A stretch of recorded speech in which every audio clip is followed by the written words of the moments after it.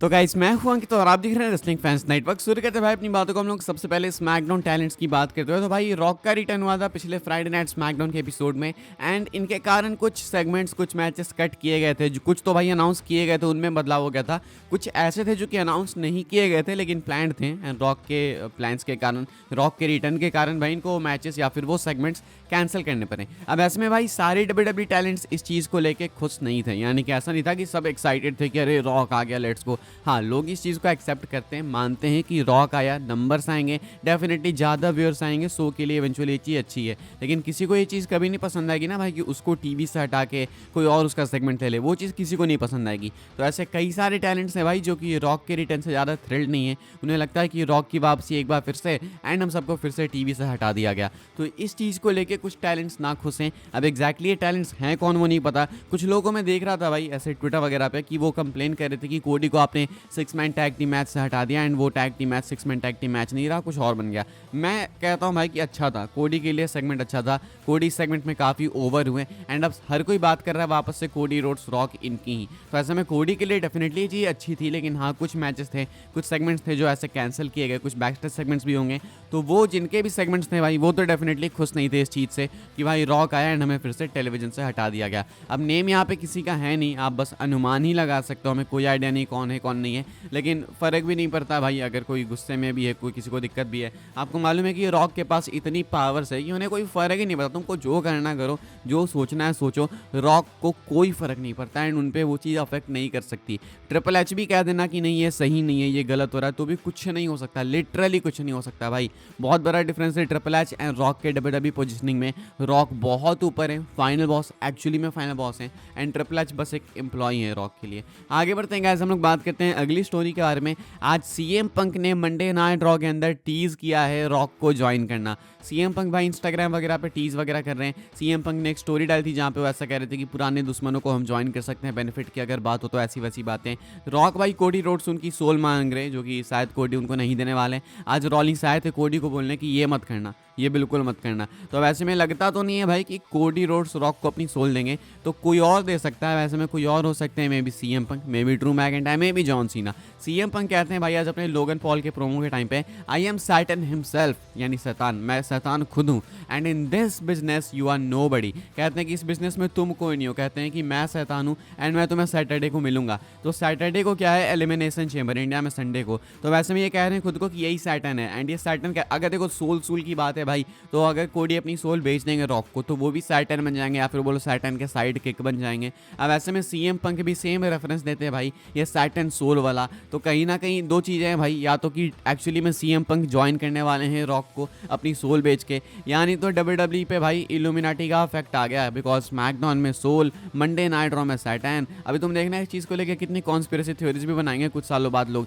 कि एक टाइम था जब डब्ल्यूडब्ल्यूई के अंदर सोल सैटन सब कुछ लाइव ऐसे मेंशन किया जाता था एंड उसके बाद कितनी कॉन्स्पिरेसी वीडियोस बनेगी तुम देखना। फिलहाल भाई सीएम पंक टीज करते हुए दिखे अभी मंडे नाइट रॉ के एपिसोड में, खुद को सैटन बुला के कि मैं सैटरडे को मिलूंगा, सैटरडे को तुमको सैटन मिलेगा। तो हो सकता है भाई कि सैटरडे को जो सैटन है, जो शैतान है, वो रॉक के साथ मिले। हो सकता है भाई कि एलिमिनेशन चेंबर में जब कोडी रिफ्यूज़ कर दे अपनी सोल बेचने के लिए रॉक को, तो हो सकता है सीएम पंक आ गया है एंड वो एलिमिनेशन चेंबर जीते रॉक की हेल्प से एंड उसके बाद रिवील करे कि हाँ भाई मैं इसके साथ आ चुका हूँ, मैंने अपनी सोल इसको बेच दी है एंड अब सीएम पंक वो बन चुका है जिसको वो डे वन से हेट करता था, यानी कि कॉर्पोरेट एम्प्लॉय, यानी कि कॉर्पोरेट स्लेव एज इनकी अथॉरिटी फिगर। आगे बढ़ते हैं गाइस, हम लोग बात करते हैं अगली स्टोरी के बारे में, जो कि Z Kargil, Bianca Blair and Naomi को लेके। Z Kargil, Bianca Blair and Naomi, ये तीनों भाई फाइनली अपनी स्टोरी कंटिन्यू करने वाली है। नेओमी को मैं यहाँ पे मेंशन इसलिए कर रहा हूँ, मुझे पता नहीं भाई कि जेड बियांका की स्टोरी चलेगी या फिर नेओमी जेड की स्टोरी चलेगी। ये तो डेफिनेटली भाई देख के पता चल रहा है कि लिव मॉर्गन एंड इन्होंने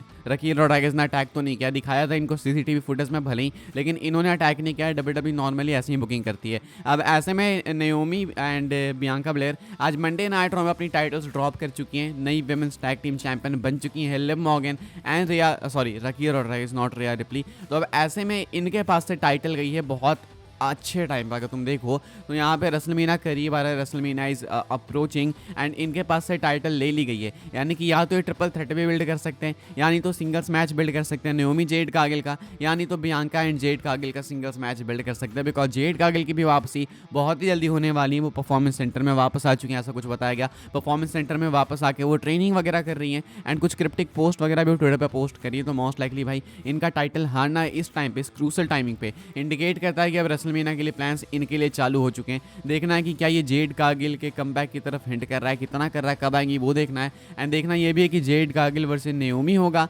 या फिर Z Kargil versus Bianca Blair. तो बहुत ही ज़्यादा स्टोरी करीब आ चुकी है, एक्साइटिंग है, इंटरेस्टिंग है, मजा आएगा। आगे बढ़ते हैं गाइस, हम लोग बात करते हैं अगली स्टोरी के बारे में, पेंटा की बात करते हैं। आज भाई पेंटा ने बहुत गजब की परफॉर्मेंस दी है मंडे नाइट रॉ में ट्रिपल थ्रेट मैच में। अब ऐसे में पेंटा कंफर्म है भाई रेसलमेनिया 41 के लिए। रेसलिंग ऑब्जर्वर न्यूज़ लेटर के अंदर भाई अपडेट निकल के सामने आई थी, ये मैंने मिस कर दी शायद। डेव मेल्जर का कहना था कि पेंटा डेफिनेटली होने वाले हैं रेसलमेनिया के कार्ड में। इन्होंने ये भी बोला था कि कुछ 13 से 14 मैचेस होंगे रेसलमेनिया 41 में, नाइट 1 नाइट 2 कंबाइंड दोनों की बात करें तो 13-14 मैचेस में एक पेंटा का भी मैच होगा। डब्ल्यूडब्ल्यूई पेंटा को डेफिनेटली कार्ड में डालना चाहती है, देखना चाहती है कि पेंटा हाई प्रेशर मैचेस में, हाई प्रोफाइल मैचेस में कैसे compete कर सकते हैं। एंड पेंटा के लिए भी काफ़ी स्पेशल मोमेंट होगा भाई कि वो पहली बार इतनी क्राउड के सामने परफॉर्म करेंगे। फिलहाल तो 50,000 के आसपास टिकट बिक चुके हैं, 50 से 45,000। डेफिनेटली डब्ल्यूडब्ल्यूई 60, 65 या 70 तक तो चली जाएगी। तो ऐसे में पेंटा यहाँ पे परफॉर्म करेंगे भाई। एंड अभी रंबल में भी कर चुके हैं, इससे बड़ी क्राउड के सामने परफॉर्म कर चुके हैं। लेकिन WrestleMania is the grand stage of the mall, तो क्राउड अगर कम भी हो भाई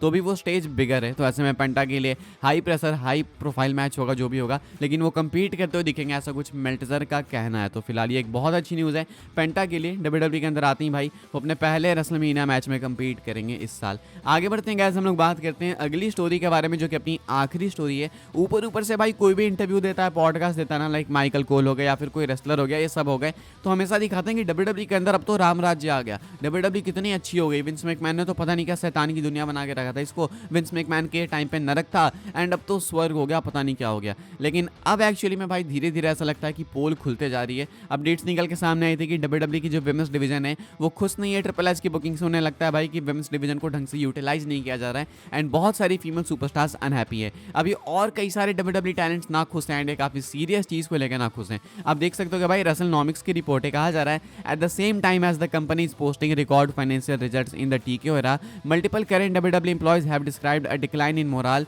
tied to reduced benefits, pay increases being limited, plus heavier workload. And while management has emphasized the value of its workforce during town hall meetings, multiple staff say they feel increasingly undervalued. तो कहना है यहाँ पे भाई कि अभी WWE देखो हर तरफ से ग्लोट कर रही है कि ये हमारे फाइनेंशियल रिजल्ट्स, हमने इतना प्रॉफिट कर लिया, ये कमा लिया, वो कर लिया। लेकिन ये सब होने के बावजूद WWE के अंदर काफ़ी सारे ऐसे एम्प्लॉयज़ हैं जिसमें रेसलर्स भी आ जाएंगे भाई, चाहे बाकी अलग अलग जॉब पे जो लोग हैं, राइटर्स हो गया, फिर ये सब जो हो गया भाई, ये काफ़ी नाखुश भी हैं WWE से। उन्हें लगता है भाई कि अब हमें वो इज्जत नहीं मिलती, इन्हें लगता है भाई कि इन्हें बेनिफिट्स ढंग से नहीं मिलता, लाइक इंश्योरेंस वगैरह आप मान लो। उसके बाद इनको लगता है कि पे इंक्रीज भी ढंग का नहीं है, यानी जो एक इंक्रीमेंट होता है या फिर कुछ बोनस हो गया वो भी सही नहीं है। साथ में हैवियर वर्कलोड्स, यानी कि शायद इन्हें ज़्यादा काम करना पड़ता है। अभी WWE लाइव इवेंट्स वगैरह एक्स्ट्रा कट कर चुके हैं, लेकिन इसके बावजूद इन्हें लगता है कि इनका जो वर्कलोड है वो हैवी है। तो यहाँ पे डायरेक्ट WWE की तरफ सूट नहीं किया जा रहा है, यहाँ पे TKO की तरफ भी सूट किया जा रहा है। देखो ये तो फैक्ट है भाई, किसी को भी ऊपर से दिख सकता है कि TKO ने WWE को रून करा है। इनके लिए बस पैसा पैसा पैसा पैसा, सब कुछ पैसा है।